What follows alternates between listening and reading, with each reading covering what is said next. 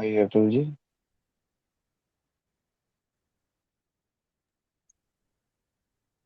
Yes, thank you, Devashish, and good morning, everybody. नमस्कार दोस्तों, मेरा नाम अतुल, मैं एक शराबी। We are on page 74, pass it on. और जो मोटरसाइकिल पे निकलने का अभियान था बिल और लुइस का, वो अब अपने अंतिम चरण पे है। और बिल को थोड़ी सी सफलता प्राप्त हुई है, थोड़ी सी क्या, काफी सफलता प्राप्त हुई है। उनका जो काम था उसकी उनको मान्यता प्राप्त करी है फ्रैंक शॉ ने न्यूयॉर्क में। और उनको ऑप्शंस दिए हैं, स्टॉक ऑप्शंस भी मिले हैं उनको। और साथ में उनको कुछ पैसे भी दिए गए हैं शेयरों का, उनके जो उनको शेयर दिए गए थे उन पे वो एडवांस भी ड्रॉ कर सकते हैं। तो अब थोड़ा सा संपन्नता के आसार नजर आ रहे हैं उनको। और हम अब पेज 74 के थर्ड पैराग्राफ से पढ़ना शुरू करेंगे। Deveshi, would like to read or should we go back to our old format? मैं पढ़ सकता हूँ अतुल जी। हाँ जी। मैं पढ़ना शुरू करता हूँ जी, मैं पढ़ना शुरू करता हूँ। हाँ, जरूर कर करिए। धन्यवाद। On their motorcycle, Bill and Louis headed south. In Washington, D.C., they finally enjoyed the rare luxury of a hotel room. अब ये देखो, Louis, ये निकले यहाँ से मोटरसाइकिल पे, साउथ पे वॉशिंगटन डीसी की तरफ गए। और अब थोड़े से पैसे थे इनके पास। तो rare luxury of hotel room, यानी कि एक होटल रूम लेने का सुखद अनुभव उनको अब प्राप्त होने वाला था, क्योंकि अब थोड़े से पैसे थे। तो ये जो बंजारों की तरह यहाँ वहाँ घूम रहे थे, टेंट लगा के और रह रहे थे। अब थोड़े से पैसे थे तो वॉशिंगटन डीसी जब वो गए, तो अब उनका इतना था कि वो एक होटल का रूम जो था किराए पे लेने के वो क्षमता रखते थे। Please continue. Lois went visiting. She called on Peggy Beckwith, President Lincoln's great-granddaughter, who summered at family estate in Manchester. थोड़ा सा सोशलाइजिंग भी शुरू कर दिया लुइस ने। और पेगी बैकवेथ जो थी प्रेसिडेंट इब्राहिम लिंकन की पड़पोती, उनसे मिलने गई। अब देखो, लुइस जो थी शी वाज द सोशलाइट। वो पढ़ी लिखी थी, लोगों से मिलनसार थी। और अपने जीवन के दौरान उन्होंने उसने कई लोगों से एक कलेक्शन, एक संपर्क बनाया हुआ था। तो पेगी बैकवेथ उनमें से एक थी जिनको जिसको वो जानती थी। और वहां पे वो summered at family estate in Manchester. Summered मतलब गर्मियों की छुट्टियों में वहां जाके रहते थे वो लोग। तो उनका वहां पे एस्टेट था, उनका वहां पे घर था। तो पेगी बेथवेट से लुइस जो थी वो वहां मिलने गई वॉशिंगटन में। तो अब थोड़ा सा जो उसका जो तौर तरीका था जीने का, और एक नया एक अनुभव था, वापसी आ गई थी। हाँ, please go on. The two young women toured Coran Art Gallery and then had luncheon at Peggy's Georgetown home. Quite a turnabout from Louis's recent hobo status. Bill took himself to the US Patent Office and to Library of Congress. Washington DC में ना काफी अच्छी जगह रहती जाने के लिए। एक तो एक कॉन्करन आर्ट गैलरी जो थी, जो 1869 में स्थापित हुई थी। और विलियम कॉन्करन थे इसके स्थापक। और आज की डेट में पहले ये आर्ट गैलरी थी, आज की डेट में ये जॉर्ज वॉशिंगटन यूनिवर्सिटी का एक हिस्सा बन गई है वॉशिंगटन डीसी में ही। तो वो काफी विख्यात एक आर्ट गैलरी थी। तो वो आर्ट गैलरी में भ्रमण करने गए। आर्ट आर्टिफैक्ट्स वहां पे थे, आर्ट पिक्चर्स थी, पेंटिंग्स थी वहां पे। उनको देखने के लिए लुइस जो थी वो पेगी बैकवेथ के साथ वहां पे घूमने गई। In the mean time bill W ने क्या क्या किया? बिल डब्ल्यू का जो एक दिमाग था उसका, और चीजें जानने का, इन्वेस्टिगेशन के मूड में निकला हुआ था वो। एंड पहले वो बोल रहा है कि quite a turnabout from Louis recent hobo status. Hobo status का मतलब होता है, होबो मतलब एक जैसे बंजारे रहते हैं ना, तो एक बंजारन की स्टेटस था उसका। कई कई महीनों से वो घूम रही थी, कभी कहीं टेंट लगा के रह रहे हैं, कभी कहीं रह रहे हैं। खाना पीना भी ऐसे ही हो रहा है। तो उससे जो था वो काफी एक टर्न अराउंड था, यानी कि उसके विपरीत अब थोड़ा सा जिंदगी उसकी चल रही थी। लंच करने पेगी बेथवेथ के मैनचेस्टर के घर में गए। और बिल ने क्या किया? Bill took himself to the US patents office. Patent क्या होता है? पेटेंट होता है कि कोई चीज जब नई नई चीज का आविष्कार करती है कोई कंपनी, तो ताकि कोई उसकी नकल ना करे, उसका इख्तियार जो है, उसको बनाने के जो राइट्स हैं वो अपने पास रखते हैं। तो उसके लिए पेटेंट करते हैं ताकि कोई और उसकी नकल ना करे। और वो चीज उनकी जो है इंटेलेक्चुअल प्रॉपर्टी रहे। तो पेटेंट ऑफिस में कौन कौन से नई नई चीजों का पेटेंट के लिए अप्लाई किया हुआ है या पेटेंट मिला है, कौन सी कंपनी को किस प्रोडक्ट के लिए, अगर वो जानकारी हो तो उसे पता चलता है कि कोई जौन सी कंपनी जो है वो क्या आगे जाके क्या काम करने जा रही है और उसकी क्या भविष्य है उस कंपनी का। तो पेटेंट ऑफिस में जाके बहुत सारी ऐसी महत्वपूर्ण जानकारी मिल सकती है जिससे कंपनी का जो है भविष्य पता चल सकता है।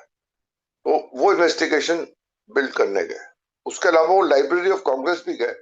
लाइब्रेरी ऑफ कांग्रेस से हमने पढ़ा हुआ है इसके बारे में, जहाँ पे जो जो किताबें जो है वो पब्लिश हुई हैं उनका नाम क्या है, किताबें किस चीज के बारे में है, वो लाइब्रेरी ऑफ कांग्रेस में रजिस्टर्ड है कि नहीं है, वो सब जो था पढ़ाई लिखाई का, किताबें पढ़ने का शौक था बिल डब्ल्यू को, तो वो उन्होंने अपना थोड़ा सा समय इस ओर व्यतीत करा। Please continue Devashish. One, once Washington had drained their cash, they were on road again, roaring across the Carolinas and Georgia. पैसे खत्म हो गए भैया। ऐसा है वॉशिंगटन में काफी पैसे खर्च हुए होंगे, होटल में रहे, घूमे घामे, खाया पिया होगा, तो पैसे खत्म हो गए तो वापस अपने मोटरसाइकिल पे आ गए, सड़क पे दोबारा आ गए और कैरोलिना और जॉर्जिया ये जगहों के नाम है।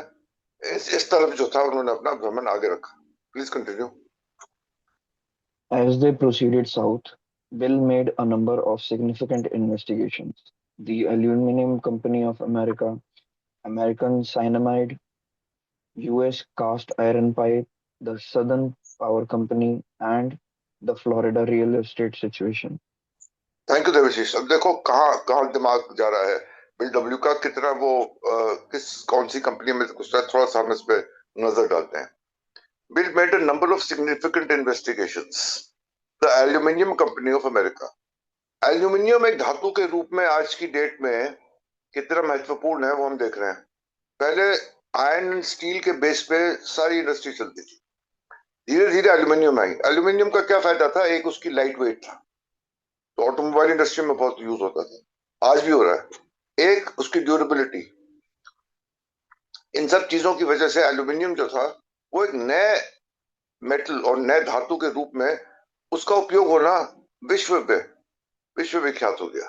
अब एल्यूमिनियम कहाँ बनता है, कैसे बनता है, एल्यूमिनियम कंपनी ऑफ अमेरिका, उसका फ्यूचर, उसका भविष्य जानने के लिए वो कैसे काम कर रही है, again once again production cost क्या है, बिक्री कितनी है, तो एल्यूमिनियम कंपनी ऑफ अमेरिका। देखो वो दूरदर्शिता देखो बिल डब्ल्यू की, किन किन उद्योगों की तरफ उसका ध्यान जा रहा है। Aluminium company, American cyanamide. American cyanamide जो है वो एक कॉन्ग्लोमरेट है। कॉन्ग्लोमरेट कंपनी मतलब जो कई प्रकार के प्रोडक्ट्स बनाती है। थोड़ी बहुत आप तुलना आज के हम जैसे रिलायंस है उसके साथ कर सकते हैं।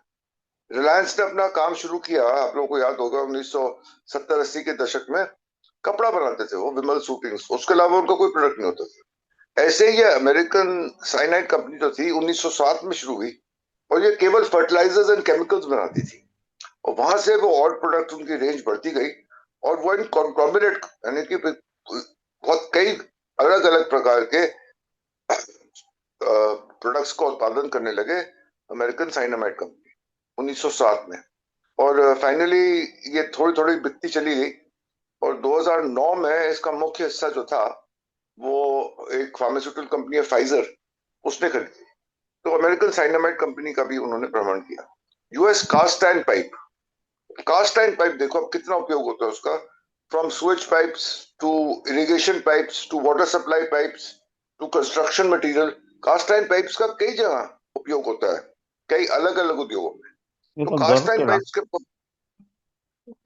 सॉरी, मला लागतं तो दर केला या अजून करते किसी का माइक जो है वो मेरे को अनम्यूट सा लग रहा है। It's very disturbing, please. Thank you. तो यूएस कास्ट आयरन पाइप, तो पाइप कंपनी जो थी उसका भविष्य। Southern power company, southern power company बिजली का उत्पादन करने वाली कंपनी थी, तो उसका भी भविष्य और उसके बारे में जांच पड़ताल। And the Florida real estate situation.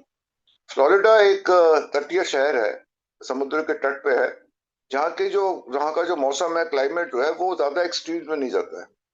थोड़ी बहुत तुलना हम फ्लोरिडा की हमारे गोवा से कर सकते हैं। और वहां पे रियल एस्टेट के जो प्राइसेस थे और रियल एस्टेट का जो भविष्य था वो अच्छा था। रिटायरमेंट होम के रूप में फ्लोरिडा में काफी निवेश कर रहे थे लोग, क्योंकि जैसे मैंने कहा वहाँ का क्लाइमेट ज्यादा एक्सट्रीम नहीं होता। न्यूयॉर्क में बहुत ज्यादा सर्दी पड़ती थी शरद ऋतु में, विंटर्स, वेरी एक्सट्रीम विंटर्स। लेकिन फ्लोरिडा में ऐसा नहीं होता है। तो फ्लोरिडा में रियल एस्टेट और रियल एस्टेट का जो फ्यूचर था उस पे भी बिल डब्ल्यू ने अपना दृष्टि डाली, और वहां पे भी उन्होंने, देखो दूरदर्शिता उनकी, फिर से देखो क्या यहाँ के रियल एस्टेट के जो प्राइसेस है जमीन जाके, वो आगे जाके बढ़े। Please continue Devashish on the top of page 75. In Fort Myers, Florida, they visited Bill's mother, who had remarried and was living with her new husband, Dr. Charles Strobel, on a double-decker houseboat.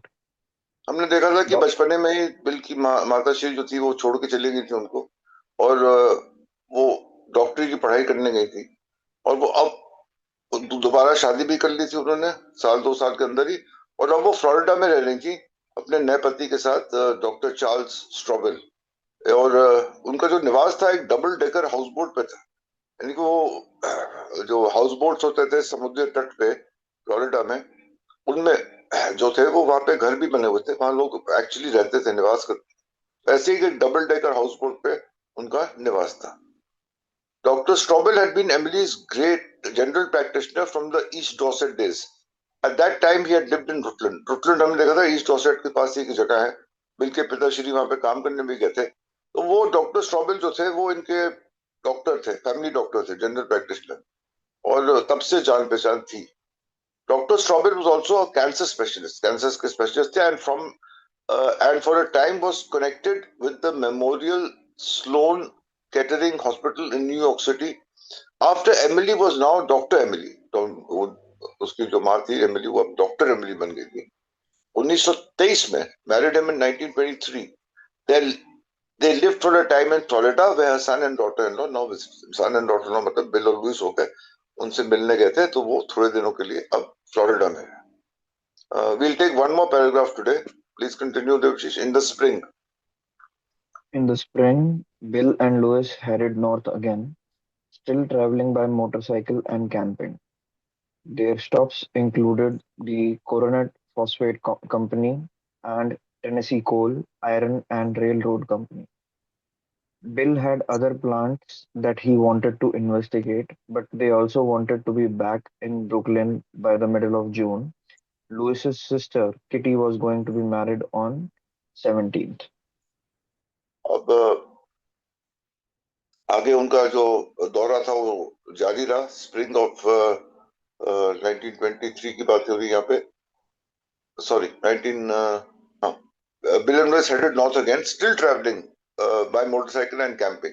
Their stops included the Coronet Phosphate Company. ये एक और company है, 1906 में इसकी स्थापना हुई थी, और ये एक फॉस्फेट माइनिंग कंपनी थी, और ये एनिमल फीड बनाते थे। यानी कि एनिमल का जो चारा होता था जानवरों का, फॉस्फेट एक मिनरल है, उससे उत्पाद करके वो उसका फीड बनाते थे। इसका भी भविष्य बहुत अच्छा था, क्योंकि अब धीरे धीरे करके जानवरों का जो चारा था, एनिमल फीड जो थी, वो सिंथेसाइज हो रही थी, तो उसके लिए फॉस्फेट की जरूरत पड़ती थी। तो 1906 में कंपनी बनी थी, कोरोनेट फॉस्फेट कंपनी। तो इसका भ्रमण किया buildup. Tennessee Coal Iron and Railroad Company, ये एक ऐसा समय था कि अमेरिका में क्या पूरे विश्व में रेलवे लाइंस डल रही थी, और जो रेल की जो रेलवेज की जो एक भविष्य जो था वो यहाँ पे एक तरीके से स्थापित हो रहा था। बहुत निर्माण हो रहा था रेल रोड और रेल लाइंस का। रेलगाड़ी का सफर सिर्फ यात्री सफर नहीं, बल्कि सामग्री का, रेल मालगाड़ियां वगैरह, ये सब चीजें आ रही थी। तो रेल रोड का क्या फ्यूचर था, उसके लिए क्या चीज की जरूरत थी? कोल थी और आयरन स्टील। ये बेसिकली ये चीजें लगती हैं रेल रोड में। तो इसका जो है भविष्य क्या है, इन कंपनियों का भ्रमण बिल डब्ल्यू ने किया। And bill had other plans he wanted to investigate other plants, मतलब और भी ऐसे कई उद्योग थे जिनके बारे में बिल डब्ल्यू नजदीक एक नजरिए से देखना चाहता था उनके बारे में। लेकिन समय जो था अब समाप्त हो रहा था, समय की पाबंदी थी। They had wanted to be back in Brooklyn by the middle of June. 17 जून को उसी साल लुइस की बहन किटी की शादी थी, जिसके लिए उन दोनों को वहां पे उपस्थित होना जो था वो जरूरी था, इसलिए उनको वापस जाना था। तो यहाँ पे जाके उनका जो ये अभियान था पूरा अमेरिका के पूर्वी तट का भ्रमण करने का, कंपनीज को इन्वेस्टिगेट करने का, इनका जो एक मिशन था जिसपे वो निकले थे, यहाँ पे जाके वो समाप्त होने जा रहा था, क्योंकि 17 जून को उन्होंने न्यूयॉर्क ब्रुकलिन वापस पहुंचना था, जहाँ पे लुइस की बहन किटी का विवाह होने जा रहा था और लुइस का वहां उपस्थिति जरूरी थी। तो मेरे ख्याल से I think Devashish will stop over, will take a break over here. We've got a few paragraphs left in this chapter which we will complete tomorrow morning. Till then, thank you very much and back to you. धन्यवाद अतुल जी। मैं इसी के साथ राजेश जी को बुलाना चाहूंगा कि वो हमें आगे लेके चलें। आइए राजेश जी। जी धन्यवाद। नमस्कार, मेरा नाम ब्रजेश है, मैं शराबी हूँ। Thank you Devashish ji service के लिए, और thank you Atul ji, wonderfully आपने लगभग एक पेश करा। बीडब्ल्यू का वो जो दूरदृष्टता वाला दिमाग था और खोजी,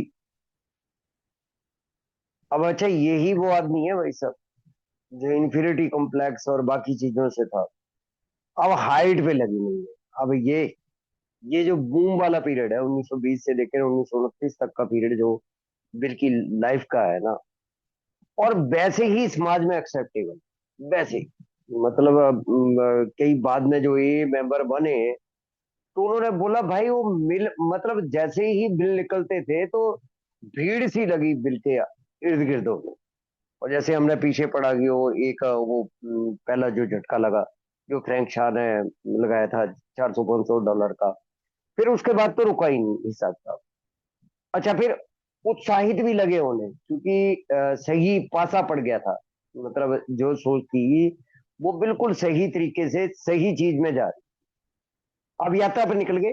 इस यात्रा के बारे में लुइस ने एक किताब लिखी है, डायरी ऑफ टू मोटरसाइकिल होबोस, और मतलब बहुत बढ़िया तरीके से उस बुक का मैं ना, बस छोटी से छोटी बातों को भी, जो छोटी से छोटी बातें हैं, मतलब डायरी ऑफ टू मोटरसाइकिल होबोस में अपनी वो ट्रेवलिंग बुक के रूप में इस्तेमाल करा। और बाद में लोगों ने भी उस किताब को ना, जैसे वो ट्रेवलर निकलते हैं ना तो ट्रेवलर देखते हैं कहाँ रुक सकते हैं, कहाँ टेंट लगा सकते हैं, कहाँ का मौसम कैसा होता है, बड़ी मतलब ब्रीफली छोटी छोटी चीजों को जो है वो कवर अप करा। अब बीडब्ल्यू का, अब लुइस भी साथ में है, ऐसा नहीं है कि लुइस ने कोई वो नहीं, मतलब साथ में व्यूज देना बाकी चीजें देना। देखो यार वंडरफुल कपल, ए बनने के पीछे भी सारे के सारे मतलब वो दिमाग लगना, एलरॉन जब बना तब वो लुइस का मेन रोल होना, तो इनको भगवान ने पैदा ही इस तरीके से करा था। अब बीडब्ल्यू जैसे ही वो साउथ की तरफ निकले तो देखो अब ये फैमिली फ्रेंड कौन कौन पढ़े थे हमने, एल्वेनी फैमिली, लिंकन फैमिली और ब्रैनहम फैमिली।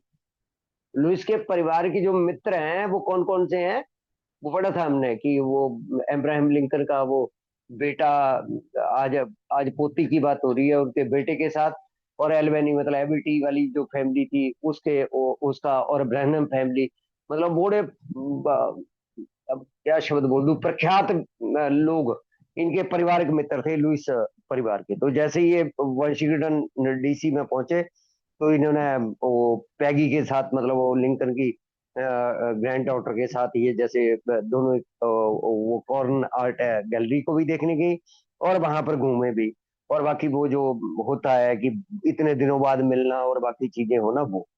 लेकिन बिल डब्ल्यू का दूसरा माइंड में देखो, अल्कोहलिज्म क्या है, कीड़ा मतलब हटता नहीं है भाई, जो एक बार बैठ गया ना वो बैठ गया।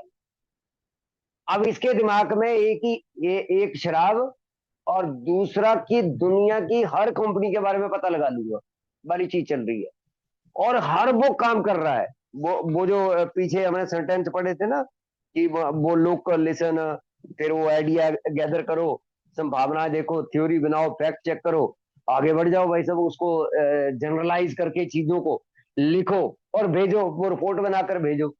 बीडब्ल्यू उस चीज में लग गया है। और पहले वो बिल्कुल सही कि पेटेंट कंपनियों में जाके कौन कौन सी नई नई कंपनियां पेटेंट करवा रही हैं वो भी पता लग जाता है, कौन सी खुलने वाली है, या फिर कोई कंपनी किसी नई चीज का पेटेंट तो नहीं करवा रही है, क्योंकि पेटेंट होने से पहले भी दिक्कत आती है, परेशानी आती है, बाकी चीजें होती हैं। आजकल तो गूगल है भैया, आजकल तो हम यहाँ बैठे बैठे देख लेंगे कि इसके नाम का लोगो है, पेटेंट है या किसी चीज का है। उन दिनों पता नहीं कैसे करते थे लोग, वो समझ से परे बात है। और लाइब्रेरी ऑफ कांग्रेस में, लाइब्रेरी ऑफ कांग्रेस का इतिहास हम लोगों के साथ भी जुड़ा हुआ है। जो हमारी किताब का नाम आज, किताब का क्यों, जो संस्था का नाम एल्कोहलिक एनोनिमस छपा है, बना है, उसके पीछे सबसे बड़ा लाइब्रेरी ऑफ कांग्रेस में और फिट्ज मायो का हाथ था। जब इन्होंने पता करवाया था भैया द बे आउट के नाम से पता कर और एल्कोहलिक एनोनिमस के नाम से पता कर, तो कैसे करते थे यार। वो फिट्ज मायो ने भी 2-3 दिन लगाए थे बेचारे ने, जाके किताबें खोलनी, पेज टू पेज चेक करना, बाकी चीजें चेक करना।